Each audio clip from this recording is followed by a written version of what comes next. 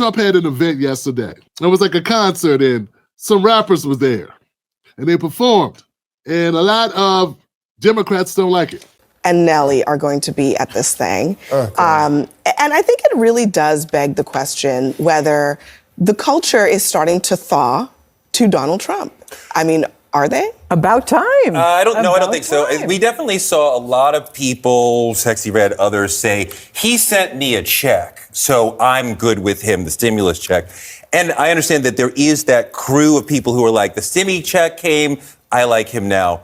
Snoop and Nelly in particular are apolitical people and apolitical artists. Like you see Snoop with Martha Stewart, he's like, I fly over, I want everyone to like me. I think this is more about capitalism than politics. Somebody said, Snoop, it's the crypto ball. We got $250 for you or $150 for one night. Come do 10 songs, 6 songs, whatever. Yeah, I'm there, homie. But Nelly, the same thing. There are a lot of rappers who have sided with Donald Trump. For all kinds of, he pardoned several of them. He was giving away pardons. He was giving away pardons to people, and that's why they were endorsing But him. I mean, what's going on there? What is it about these particular? These are not the intellectuals of hip hop. These are not except for Kanye. These are typically not political people at all. Like I said, there's some. In the hood, there's this notion of he's tough. He gave us money, right? They're not. I was reminded also, I mean, back in the 80s, Donald Trump was, at the boxing matches. He was with Don King. I mean, he was in a different place in the culture. He went into the 90s as the subject of rap songs. And just, Gail, I know you're not a rap expert, but I am definitely not. Just before we go to Gail, I guess we can go to Tim Black. Let me say, first of all, I totally disagree with Touré. I know you're shocked, right? Touré is a Democrat, and he's one of those people that got to play nice with the Democrats in order to keep the checks coming in. That's my impression of him. I could be wrong, but I've never heard him really be critical of the Democratic Party, unless they were sticking it to a black person who he's kissing up to. I've just never seen it, and he doesn't do that often. Look, as far as the culture warming up to Donald Trump, the culture is Black America. Yeah, that's another name for black people. So are black people warming up to Trump? Yeah, I'd say so. Yeah, I'd say, the most amount of black people voted Republican in the last 40 years just happened. And Tory goes, no, of course not. People in the hood just wanted checks. Yeah, well, they voted for him. I don't think they voted for him for stimulus. He wasn't offering stimulus checks during this election, was he, Tory? Look, it's kind of obvious. There's not a lot of choices, right? Not a lot of choices. That's part of the reason why we need to expand our elections. So if you had to choose between somebody you could not stand, Kamala Harris, and somebody people talk bad about, but it seemed like they were just getting on him for a lot of dumb things. And it doesn't seem, I don't agree with some things he's done in the past, but hey, what the hell? Hey, he's talking about doing some things that's going to get us out of the mess that we're in and make life better.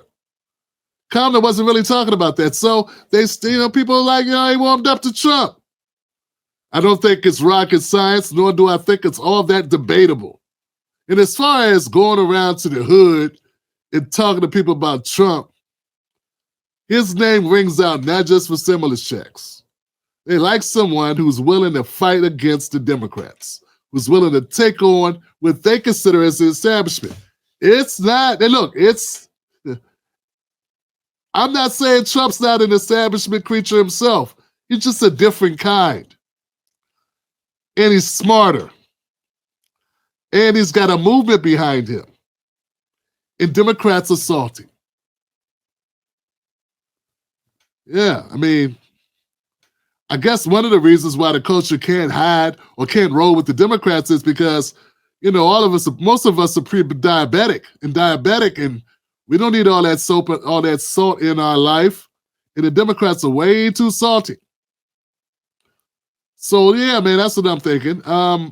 Let's go back to Abby.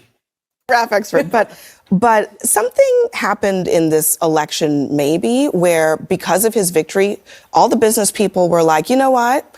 Trump is no longer politically toxic. And some of these folks are making the exact same calculation on the music side as well. They are doing exactly that. And it is an honor. It's an honor to be able to sing at an inauguration. It's an honor to be able to sing at one of the balls. It's an honor. I have a daughter who's a singer, and she was on American Idol, one of the finalists. Yes, that's right. I remember that. And she was asked to sing at a convention.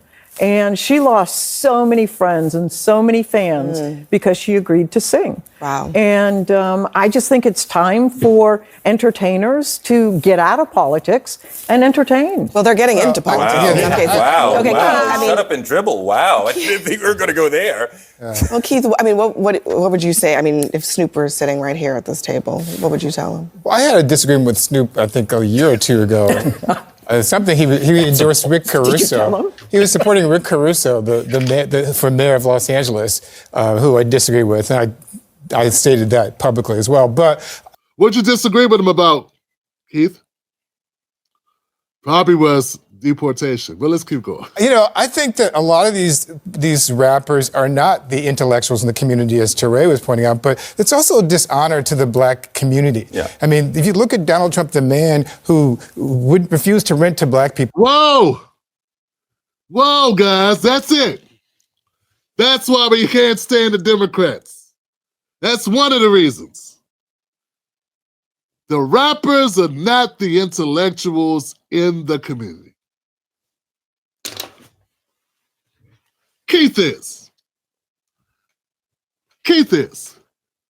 Sounds like shorthand for these are the dummies. That's the way they feel about us too, us working class blacks. Yeah, we're the dum-dums. In fact, I'm thoroughly convinced most of these guys would love it if we just all go away. Yeah, if all of us just, if we were all deported and they could stand here and be the standard bearers for what's blackness. Yeah, the Democrats, these elites, these hand-picked Democrats that they put on TV, they take a dump on us every chance they get, just like Keith Boykin just did. Don't think it's just for rappers.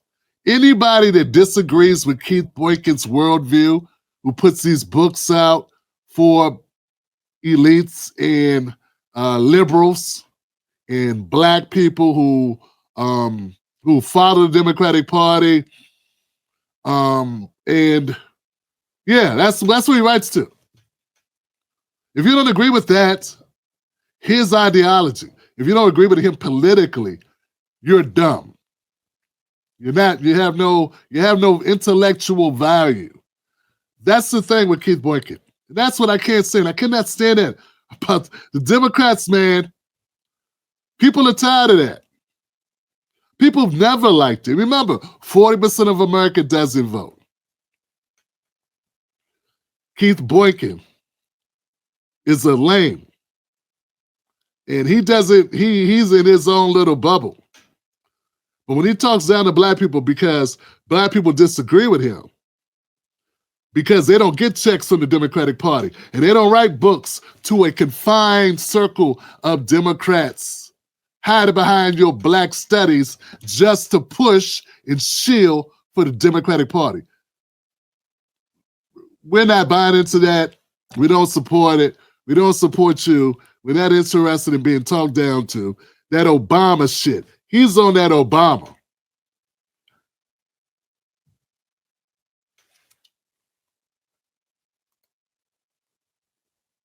In the 1970s, who tried to lead a lynch mob against 5 black and brown kids in the 1980s for the Central Park case, who refused to allow black casino workers to have a prominent place in his casinos in Atlantic City in the 1990s, who spent 5.5 years lying about Barack Obama's birth certificate in the 2000s, who came in office and then attacked black people like Colin Kaepernick, who attacked Ruby Freeman and her daughter Shay Moss for simply doing their jobs as Fulton County election workers. You dishonor those people when you... Okay, now you're done. Since you have that so memorized about all the bad things Trump's done, going back to the 60s, do me a favor. List the things that Biden's done. Because I never hear you talk about it ever. And I know he's a has-been as of, well, a few more hours, he'll be a has-been. Wouldn't it be nice if you could at least you could stand up for black people against the sitting president while he's still here? Yeah, what I've noticed about most of the 99.9% of Democrats who are in media or who are of this class, they don't have criticism for the Democratic sitting president until they're gone out of office. That's when they criticize. Basically, when it doesn't matter anymore. Keith Boykin has been saying these lines about Trump while Trump wasn't, before Trump was running. While Trump wasn't running, like he's been saying them since 2020. He's still saying the same lines. He put out a newspaper ad against Central Park 5. Okay. A private citizen took out an ad in the newspaper. Okay. Thank you. Keep going. How many people did he lock up? What about that 5-1? Nelly's going to have a great comeback for all this. So I don't even want to get into trying to debunk it. All I'm saying is, okay, fine, I get you. He won. You leaving? When you leaving? You getting your passport ready? Where you going, Boykin? Because I really wish these crybabies would just leave. Yeah, man, just get on up out of the country, man. Yeah, you're right. We disappointed you. All the blacks disappointed you, Keith. So won't you just pick up and leave? Pick up your man purse, and leave. Us men got things to do. Just leave. Seriously. Take Tory with you. I'm sorry, Toure. Yeah, man. Go and perform for this man who has done nothing but dishonor black people. And just even last. That's all he did is dishonor? I thought he did more than that. I thought he dishonored the Mexicans too. And the Haitians. And the the differently abled. Yeah, he's got one for everyone. He said some things everybody doesn't like. So not just black people. You know, this same type of logic where they go after Trump for these things. Trump doesn't have a filter with anybody, right?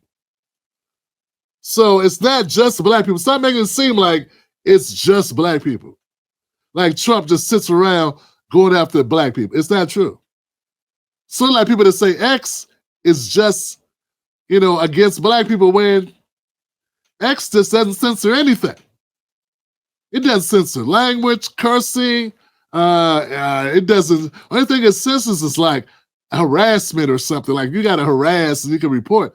But there are all types of stuff from disembowelments to car accidents, shootouts, knife fights. I saw a Ukrainian get killed by a Russian in a knife fight on a video on X, and I got Keith Boykin and Toure and the people like them complaining about someone saying the N-word. As if the platform is made for that, it allows that. It allows everything. So my point is, these guys cherry pick what they're gonna be upset about. Only mention certain people's infractions and doesn't mention the others. When I say, won't you mention Biden?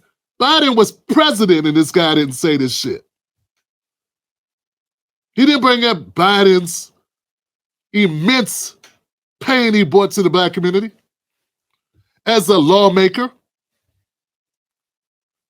And he's not even bringing up policies that hurt black people under Trump. He's not saying, well, Trump, you shouldn't go do this thing, perform and do your job because you'll be doing it for a man who had a policy that hurt black America.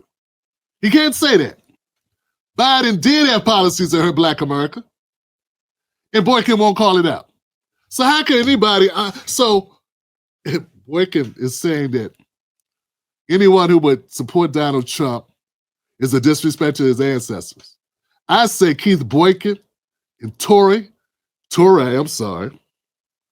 and so many others I don't even feel like naming. They are the disgrace to the black American tradition. They are a disgrace to their ancestors. That's what I say, because they will not call out a lawmaker and a VP and the president who hurt millions more Black Americans than Trump as a private citizen. And they won't say an uttering damn word about it. I think we're done. We're almost done here. Just last year, he was calling Haitian immigrants, accusing them of eating cats and dogs. This is not somebody that Black people should be associated with and pretending to normalize. We should be challenging him. And it dishonors the legacy of Dr. Martin Luther King Jr., whose birthday we honor on Monday, to celebrate this man.